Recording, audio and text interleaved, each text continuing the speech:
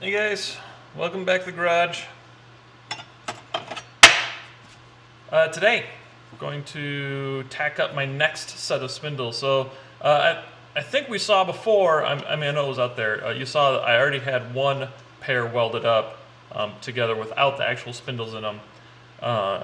Today I'm putting together the second pair. So one will be the primary, one will be the backup pair just in case there's an issue. And I can come back and revisit. You know, with most of my designs, it's usually a best guess for version 1, and then it's a slightly improved guess for version 2. And then by the time you get to version 3, you're starting to get things figured out. So this is, I guess, version 2 of the spindle. So I'm fully expecting this to become something different in the next year or two. Anyway, so you saw the parts that we had cut before. Here they are kind of assembled up in this little jig, then the jig I've showed you before. So it's time to kind of like put it all together and tack some stuff together, probably set some paper on fire, all that fun stuff. So, and don't worry about the train shop dogs. They have been fully instructed not to look directly at the weld as it's happening. So they'll be all right. All right, so this thing just kind of gets pieced back together. This brake bracket slides into a slot here and on the back side, so it's like fixed in position in relation to this kingpin angle. And then the front and back plates are loose and they're just butt welded. It's just a butt joint between the two plates. But because of that, it allows the spindles themselves, until everything is welded together, to move.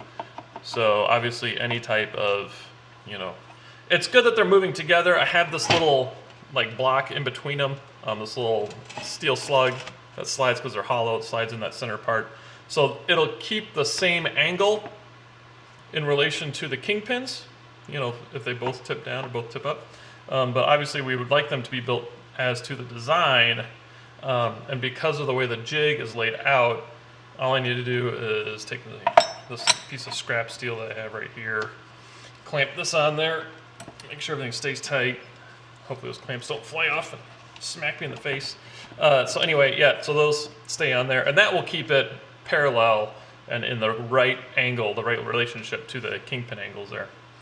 But yeah, so plan is right now to kind of make sure, double check all the joints and make sure everything is lined up properly as far as the spacing, and then get it all tacked together without tacking in the spindles, because the spindle depth is also dependent, but I'll do that in a little bit.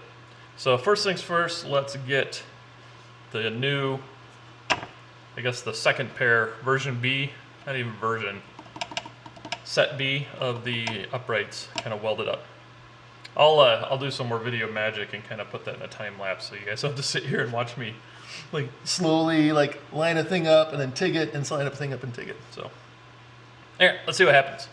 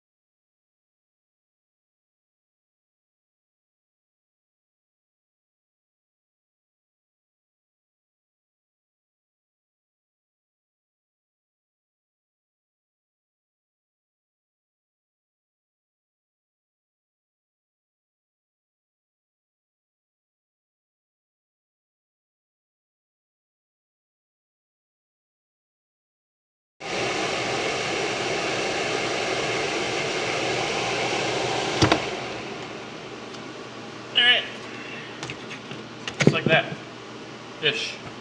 Got hot at the end. I had to switch gloves. And I can't feed my filler wire with those little thin gloves, so maybe I just learned a lesson. I always use welding gloves when welding.